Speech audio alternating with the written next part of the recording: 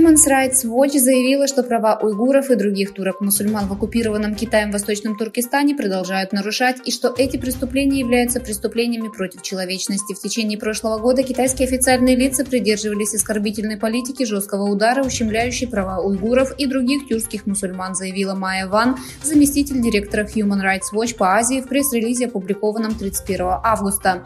Страны-члены ООН не должны хранить молчание перед лицом преступлений против человечности, сказала она.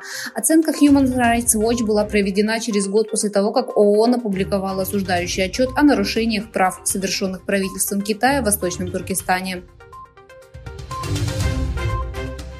Международный день жертв насильственных исчезновений уйгурского движения потребовало ответов о справедливости, напомнив о Восточном Туркестане и продолжающемся геноциде уйгуров. Чтобы привлечь внимание к страшной проблеме, которая является преступлением против человечности, а не просто нарушением прав человека, Генеральная ассамблея ООН своей резолюцией от 21 декабря 2010 года провозгласила 30 августа Днем жертв насильственных исчезновений. В своем пресс-релизе уйгурское движение почтило память уйгурских турок, насильственно пропавших без вести из-за режима КПК в Восточном Туркестане, и потребовала ответов и справедливости.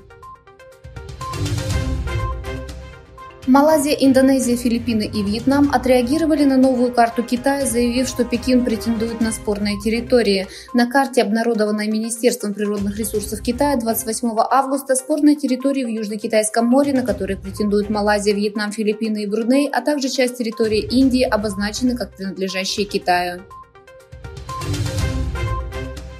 Плохая динамика китайской экономики отразилась и на фондовых рынках. Китайские акции начали новую неделю с роста после того, как официальные лица предприняли ряд шагов, чтобы вернуть инвесторов. Но большая часть прибыли была потеряна к концу сессии, поскольку иностранные фонды увеличили свой рекордный отток в этом месяце. Как сообщает Bloomberg, ценовое действие еще раз продемонстрировало, как усилия Китая по стимулированию своих рынков были затруднены перед лицом экономических проблем.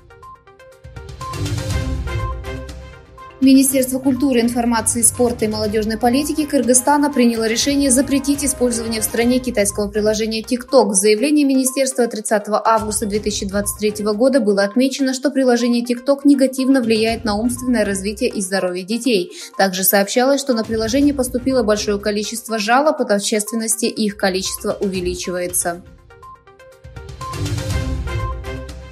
Министерство обороны Тайваня сообщило, что со вчерашнего вечера до утра вокруг острова были обнаружены 32 военных китайских самолета и 5 военных кораблей. В заявлении министерства, опубликованном в его аккаунте на сайте социальной сети X, сообщается, что 12 из 32 самолетов пересекли воздушную и морскую линию, которая, как предполагается, ограничивает зоны влияния стран в Тайваньском проливе, и пролетели над территорией, которую Тайвань объявил идентификационной зоной противовоздушной обороны.